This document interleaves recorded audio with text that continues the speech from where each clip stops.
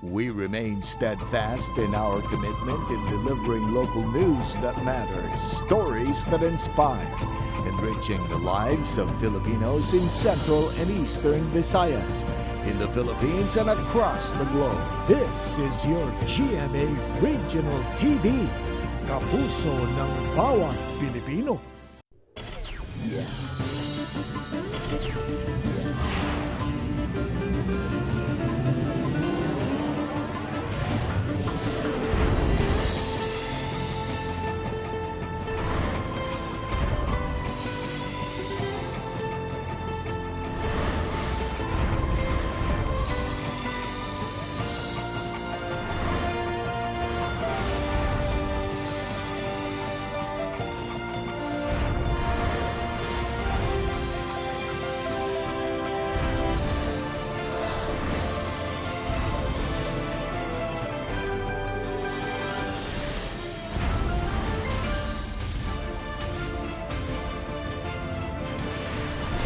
Kini ang GMA Regional TV Balitang Bisdak.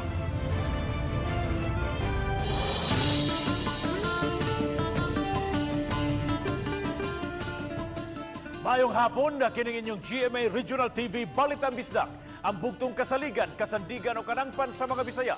Ako si Bobby Nalsaro. Nga maghatod sa labing dagko ug mga nagunang balita nga mahinungdanon sa Central ug Eastern Visayas. Ako si Alan Domingo. Ako si Cecil Kibod Castro, live sa GMA Complex sa Dakbayan sa Sugbo.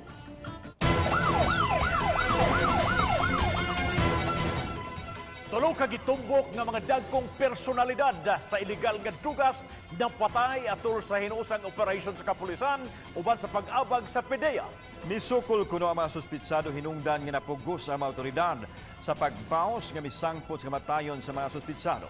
Nasakmitdikan kanila ang napo kakilong shabu nga nagkantidad og kapin sa 60 milyones pesos. Ania ang report.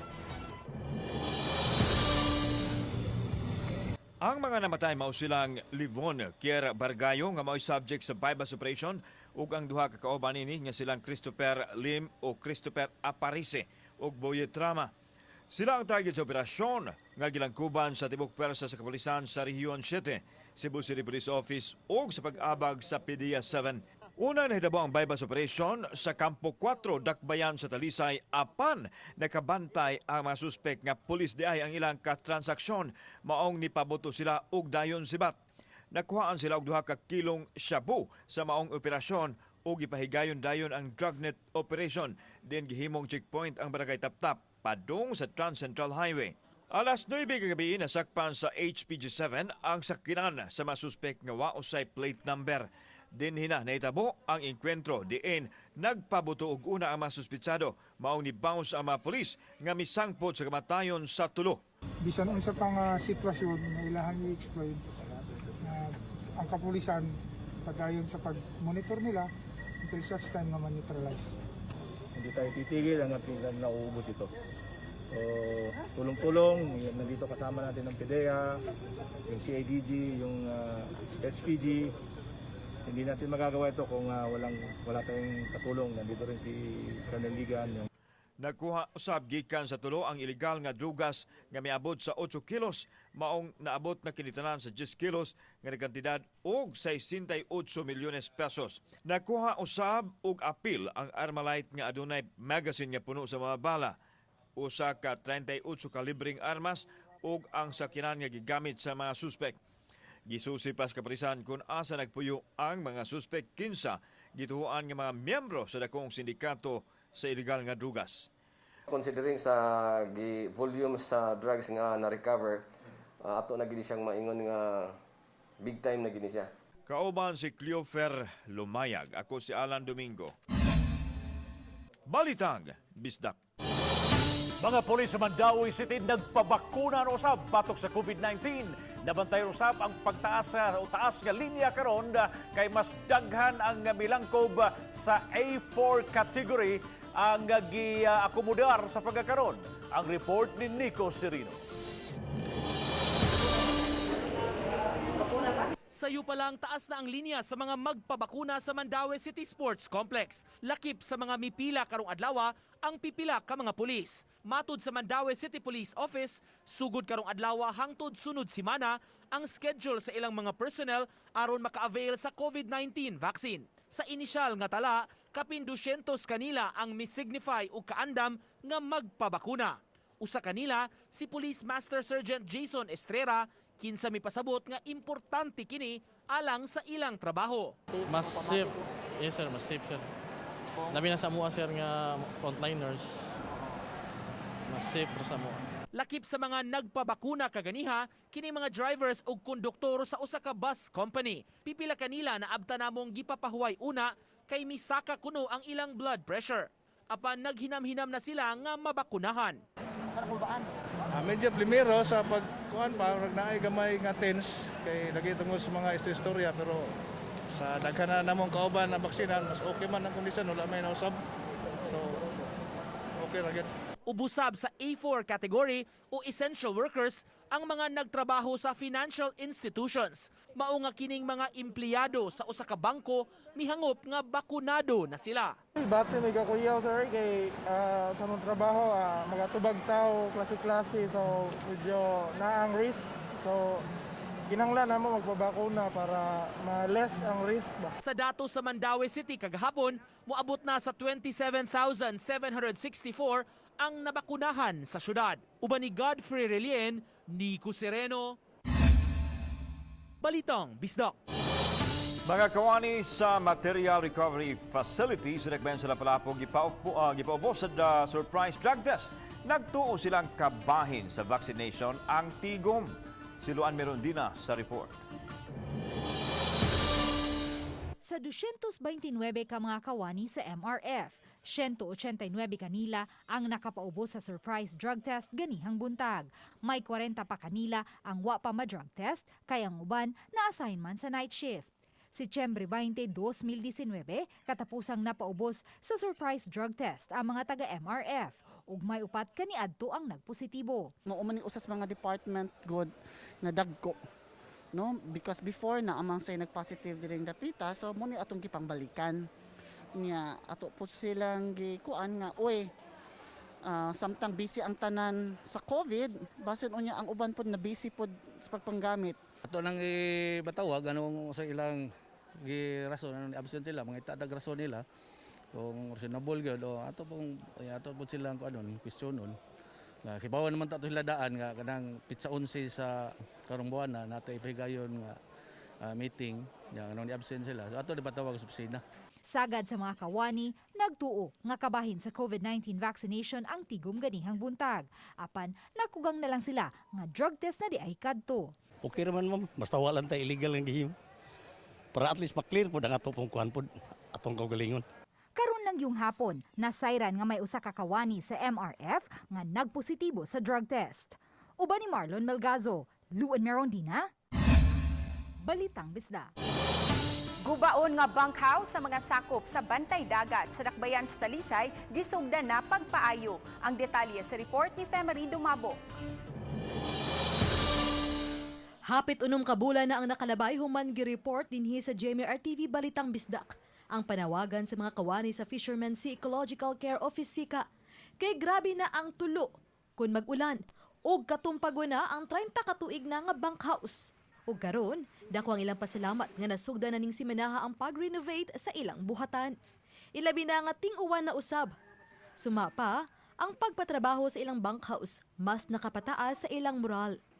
Kapin sa 20 ka mga sakop sa fisika ang gitunga sa duha ka shift nga maoy magbantay sa kadagatan sa syudad 24 oras. Maka taas sa among moral kay ilabi na gyud na nang magjutig panggabi eh.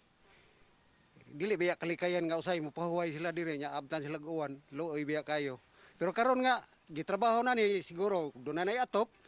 Murag nindot ta siguro ilang pagbati na ni. Mga sakop sa Action Agad team ang nitrabaho sa bunkhouse, human gigahinan og pondo sa kagamhanan. Kung sa una halos sinimo lang kini sa light materials kining buhatan sa pisika hinungdan nga daling nadaot ug gani katumpago na gyud kini, karon gisiguro sa Action Agad team nga mas lig-on kini hinungdan nga ang pipila ka bahin gihimong konkreto kon sementado na. Giuna sa pagtrabaho ang pundasyon o gidali usab nila kini aron mailisan na ang busdoton nga atop. Forward line nila mong kuan ipahap concrete. O nya. Ngano sa mas ligon? Oh, mas kaligon kaysa sa una. Doon ka sa dagat. Nya labi na magkanang kuan hangin. Uba ni John Sulon. Ako si Marie Dumabok. Balitang Bisdak.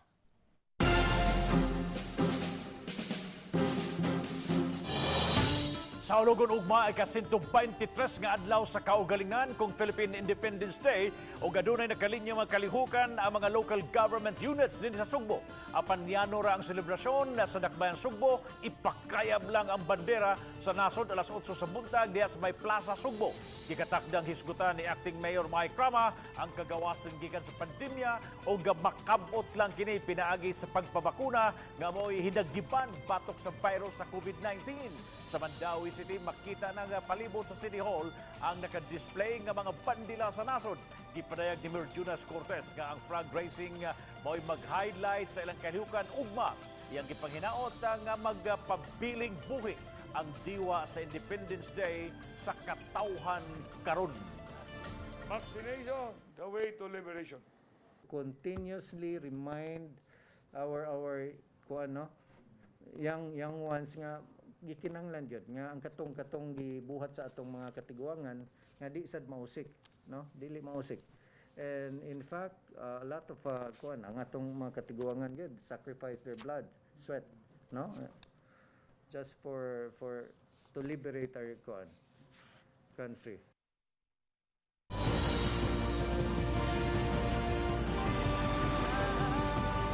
Kini ang GMA Regional TV Balitang Bisdak.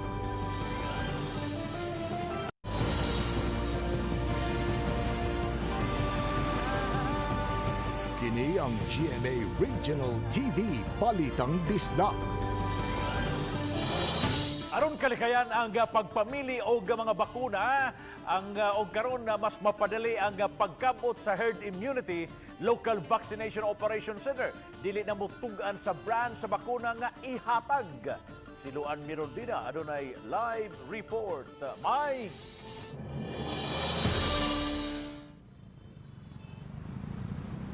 Yes, Bob, kini ang nakabot nga desisyon sa Local Vaccination Board human masuta nga aduna gayoy uban nga wa lang una magpabakuna kay adunay brand sa bakuna nga ilang gipaabot. Andam na ang hoops dome alang sa pagsugod na sa pagpamakuna gamit ang Pfizer vaccine sugod karong Martes. Ang 11,000 Pfizer vaccines nga nadawat sa Lapu-Lapu City kasamtangang gipahimutang sa storage facility sa DOH-7. Karong hapon, nagtigom ang mga sakop sa Local Vaccination Operation Center uban ni DOH-7 spokesperson Dr. Mary Jean Loreche. Kinsa mo'y consultant usab sa Vaccination Board sa Dakbayan aron tun-an ang proper handling sa mga Pfizer vaccines ining transport ni ini gikan sa DOH-7 ngadto na sa hoops dome. Once it's magawas na sa freezer, na siya shelf life nga 5 days. So we have to consume that within 5 days. So mo na nga by Monday we will start texting, no, nga ibay schedule gyud na to para kabaw tapila ang ato ang vaccine nga ipagawas. Kagahapon, hingpit nang nahurot ang AstraZeneca vaccine sa Lapu-Lapu City. Apan nakadawat na usab ang Dakbayan og 600 doses sa Sinovac nga mo'y gigamit karong adlaw sa pagpamakuna sa vaccination centers sa Barangay Agus ug Gunob. Samtang sugod karong simana, dili na itugan sa Local Vaccination Operation Center ang brand sa bakuna nga ilang ihatag. We started gyud nga masulti no, papilion na mo sila. Ang tendency sa uban mahuwat manggod. So mahuwat siya ba? So DOH said nga dili na isulti unsay vaccine, unsay brand until nga padung na sila i-vaccine. Apan bisan pa man sa taho nga may naabot nga 11,000 Pfizer vaccines alang sa Lapu-Lapu City, ubay-ubay gihapon ang nagpabakuna karong adlaw og Sinovac. Sama sa 20 anyos nga si Josephine Villarubia. Okay raman sa daang bakuna kay ang bakuna is gistadihan dyan na siya. Like na priority dyan na nila ang safety sa people nga ni use ana nagbabaksin ana. So kita nga natay watay knowledge so ato ra jud nagisalig sa mga doctors. Sa data nga nahipo sa City Health Office, moabot na sa 15,317 ka mga upunganon ang nabakunahan base sa ilang katapusang nahipos nga data kagahapon. Bab karong Domingo o baka sa Lunes magpahigayon og dry run ang local vaccination board alang sa pagsugod na sa pagpamakuna gamit ang Pfizer. Subling gitataw sa mga health officials nga dili sila mudawat og mga walk-in ug gikinahanglan gayud nga ma-pre-register ilabi na kay sensitibo kayo ang bakuna sa Pfizer. Bob? Daghang salamat Luan Mirundina sa imong live report. Mga local boys sa pandako nga sindikato ang grupo sa tulo ka mga napatay sa engkwentro sa Joint Forces sa Kapulisan o PDEA. Ano yung report? Wa ipadaplin sa kapulisan ang posibilidad nga adunay koneksyon ang mga napatay sa illegal drug operation dito sa barangay Taptap ngadto sa nabantog kaniadto mga grupo sa mga durigista lakip na ang Sabalones Drug Group. Gitana usab nila ang posibilidad nga konektado kini sa mga bilangguan. Ay mga markings sa ilahang ay mga tato. So ato ning gi-check if this is part sa ilahang or identification sa ilahang group affiliation. The packaging of the shabu, which is doon ay mga Chinese character. Kung inyong mahinumduman, ang katong mga previous sa datong nga dakop nga nakabutang og tibag is also a Chinese character. Samtang gipadayag ni Cebu City Acting Mayor Michael Rama nga kung mabutang nas peligro ang kinabuhi sa mga otoridad, angayan lang nga pilion nila ang pagpanalipod sa ilang kaugalingon kaysa maunhan sa mga kaaway. Matod ni Rama nga haom lang nga hatagan og commendation o pasidungog ang dakong kalampusan sa mga polis kinsa nakasakmit og napo ka kilong illegal nga drugas nga nagkatidad og 68 milyones pesos. Napatay usab ang tulo ka mga suspitsadong drogista. It's a matter of practical orientation. My life against the life of those who are assumed or presumed to be law violators. So with that, obviously, being the case, they will always be deserving for commendation. Kauban si Cleofer Lumayag, ako si Alan Domingo. Balitang Bisdak. Sa kasaulugan sa Pride Month, lain-laing kalihukan ang giandam sa LGBTQ community sa Mandawi City. Ang ilang events gipahaum usab ni ining pandemya. Ang report ni Nico Sereno. Nakig-courtesy call kang Mayor Jonas Cortez ang mga organizers sa Pride Month activities sa syudad. Gipahibaw nila ang mga kalihukan dungan sa pagpasalamat sa suporta sa syudad. May himuon sila nga bike ride karong Domingo. Sunod simana, mulusan usab sila og community pantry pagtabang sa indigent nga mga miyembro. We'll be having also our photo wall competition. This will be located in different barangays of Mandawi City, as well as TikTok challenge. So, lingaw siya, at the same time, it will not be a health protocol problem. Gipasalig sa mga organizers nga mutuman gihapon sila sa health protocols sa ilang mga activities. Sukwahi kini sa miaging mga katuigan nga hilabihan kasadya ug pabunggahay ang panagtapok sa LGBTQ community. Padayong panawagan sa ilang sektor ang pagpasar sa balaudnon kabahin sa sexual orientation equality. We're just hoping and crossing our fingers that we get there because as the Philippines has been very much tolerant, we're looking forward to the day that the Philippine government will finally accept the LGBT community by passing its laws.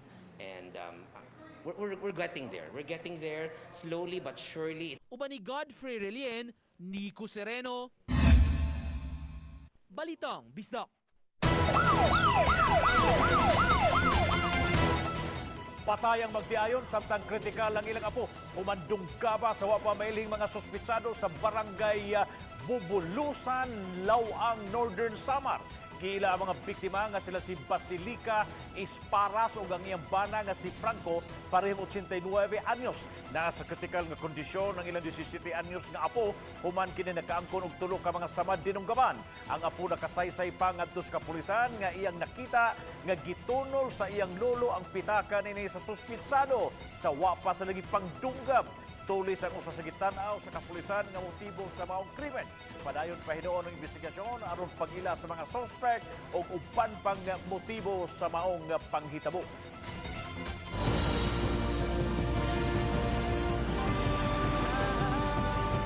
Kini ang GMA Regional TV Balitang Bisdak.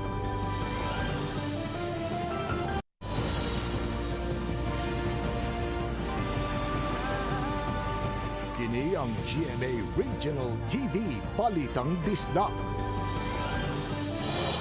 Cebu City Acting Mayor Mike Rama posibleng mopagawas og executive order sa pagtugot nga makagawas na ang mga senior citizens nga fully vaccinated na. Subay usab kini sa gipagawas nga lagda sa IATF.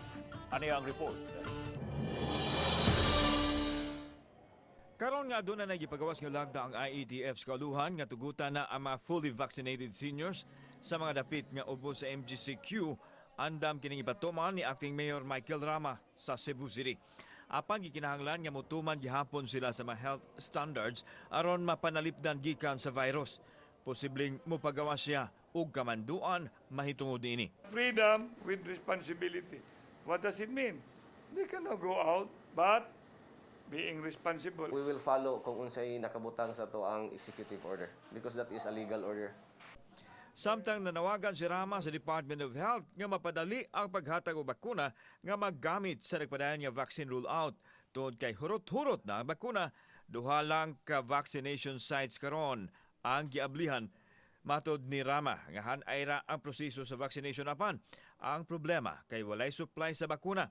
Hinuon girakdang moabot ang bahin sa dakbayan sa Sugbo sa bakunang Pfizer gikan sa Department of Health. We are now pursuing our vaccination in the mountain barangays. Please give us Sinovac, mountain barangay. Because of the requirement, we cannot be bringing Pfizer in the mountain. Kauban si Cleofer Lumayag, ako si Alan Domingo. Balitang Bisdak. If there's a will, there's a way. Kini ang ipakita sa mag-ig-agaw kinsa naning kamot nga makapanindag pagkaon sa gawas sa Talisay City Hall samtang nag-answer usab sa ilahang mga module. Ang detalye sa report ni Femery Dumabo. Dinhi sa suok nga bahin na tubangan sa Talisay City Hall, naabtan sa GMA-RTV Balitang Bisdak. Kining mag-ig-agaw nga sila si Yuki Raffles og Sheila May Roblon. Nagpungko og busy sa pagsuwat, kay nag-answer di ay sila sa ilang module. At tubangan nila ang basket sa mga kakanin. Gikuyugan di ay nila ang inahan ni Yuki, kinsa manindahay na og kakanin sa Talisay City Hall, sukad pa niadtong 2007. Sa ilang pagtabang, mukita sila og 50 pesos kada adlaw o may ilang allowance. Maluwas-luwas sad maninda para makaluwas sa kanang kalisod. Gidungan sa dong. Kung dalon na lang sa daong module kay para maka-maansiran sa basta yung palit mag-answer. Sa malingin nung kunari ka dapat nasa balay lang ang sa matabang? Ay, maglisod man da ako hantitanan. May matabang niya ba? Mukuyog usab sila usahay sa paglibot sa mga buhatan aron makabaligya sa ilang mga suki. Ang duha nagtungha sa junior high school. Mato ni Madeline Restauro, inahan ni Yuki, nga dili man siya makatudlo unsaon pagtubag ang ilang module kay grade 5 lang iyang nahuman. Maong ang pagpakabuhi ug panginabuhi ang iyang gitudlo. Ako lang silang gi-trainee sad niya. Akong pagumangkon, ako lang sa gipatabang para nasa chay magamit ana gasto-gasto. Pagtarong mag-eskwela kay kami wala high school na jud ko ma'am, grade 5 ra jud ko kay tungod sa mong kalisod ba ana. Manang gusto na ako dili nila maagian kung unsa mo nagian kalisod. Manang ako jud silang gitudloan. Alang sa duha ka magig-agaw, kayaho nila ang pagkat-on sa mga leksyon sa eskwelahan, samtang nagkat-on usab sa tinuoray nga pagpanginabuhi. Uba ni June Sulon. Ako si Femery Dumabok. Balitang Bisdak.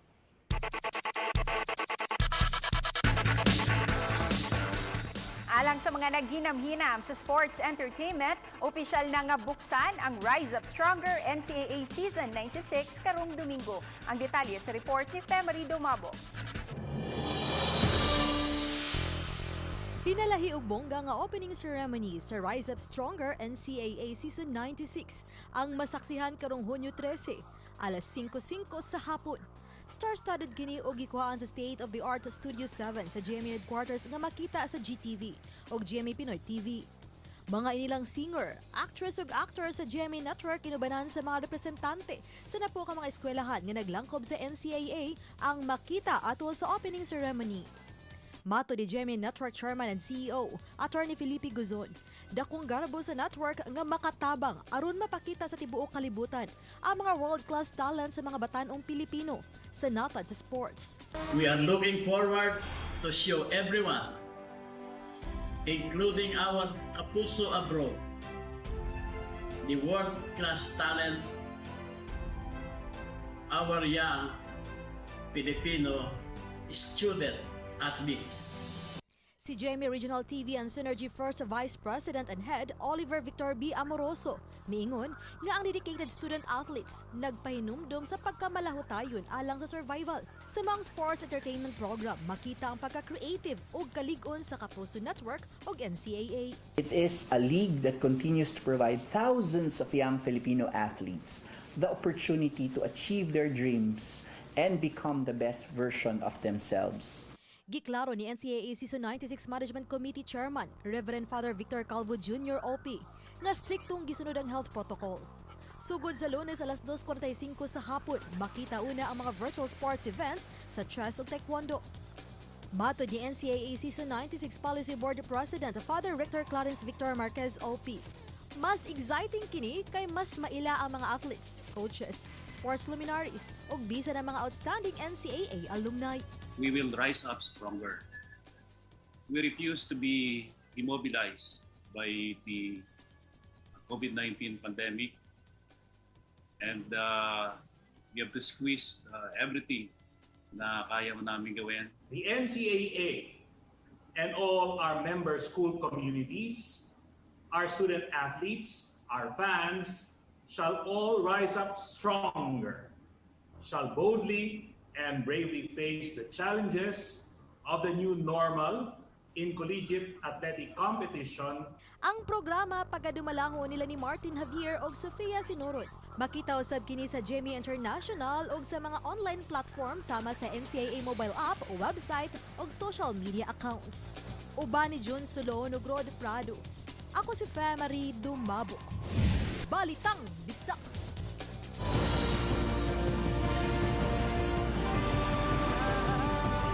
Kini ang GMA Regional TV Balitang Bisdak.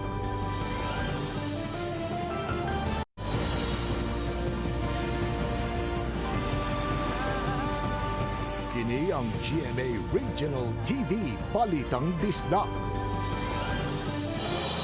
Ubay-ubay nga mga lumulupyos Dumaguete City, Negros Oriental ang nadakpan sa akto sa mga sakop sa City Marshal against COVID-19 nga milapas sa mga health protocols. Ano na sakpang wa magsulog og face mask samtang nga nasa publikong lugar. Diha-diha-dihayon gitikitan na ang mga nakalapas sa ordinansa nga adunay multa nga 3,000 pesos. Adun sa grupo sa mga kalakinan nga nag-inom sa mga publikong lugar. Adunay wa magsulob o magsunod sa physical distancing o ang mga nakalapas sa curfew ang tanan nagdatangag og 3,000 pesos nga multa. Sa labing wahing talaan sa ang Dumaguete City, adunay 461 active cases. Lakip na ang 123 sa kabag-ong kaso base kini sa resulta sa RT-PCR test nga gipagawas kagabi. Sa maong ihap, 49 ang nakalapas o nakalas gikan sa 1,553 nga napagan sa sakit diin 1,043 ang total recoveries sa laing nga bahin nunod sa panay pagsaka sa kaso sa COVID-19 sa Negros Oriental. Gilauman ang mas higpit nga quarantine classification nga ipatuman inig Hunyo 15. Sumapa na karon sa syudad ang mga tinugyanan sa DOH sa kauluhan aron obserbahan ang sitwasyon. Sa pagkakaroon ang Negros Oriental adunay 6,223 ka mga kaso diin 3,585 ang naka-recover, 2,528 ang active cases o 308 na ang nakalas.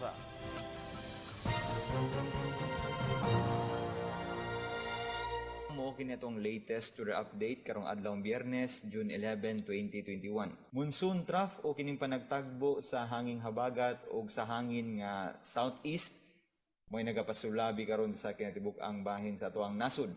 Ug tungod niining panagtagbo sa duha ka presensya sa hangin, Dunay ni porma nga low pressure area o karong alas 3 sa buntag kini ana sa gilayon nga 545 kilometers kasadpan nga bahin sa Northern Luzon. Ang mga LPA posibleng mamahimong bagyo apan padulong kini magpalayo sa kayutaan diri sa Pilipinas ug approaching kini sa nasod sa Vietnam. Sa tuong forecast karong sunod na 24 oras tungod niining monsoon trough, ang Metro Cebu apil na gyud ang kitibuk-ang bahin sa Kabisayaan. Doon na gihapoy pagpangisdom o pagkamapanganuron sa kalangitan. At times, madag-umon gyud ato ang kalangitan, inubanan na sa mga patak-patak na mga pag-ulan o mga pagpanugdog og kilat tungod ni ining monsoon trough o sa ato ang localized thunderstorms.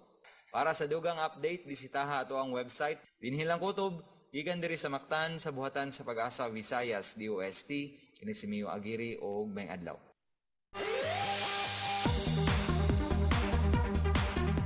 Nagpusot-pusot karon ang mga blessings o recognition nga nadawat sa sugbuan ng singer nga si Jessica Villarubin. Human ni kampiyon sa The Clash Season 3, duha ka mga singles na ang na-release ni Jessica nga gipanguluhan og Ako Naman og Beautiful ug subay sa iyang bag-ong mga kanta usa ka Hollywood vocal coach nga si Mr. Lee Luntok ang nakadaig sa katakos ni Jessica sa pag-awit.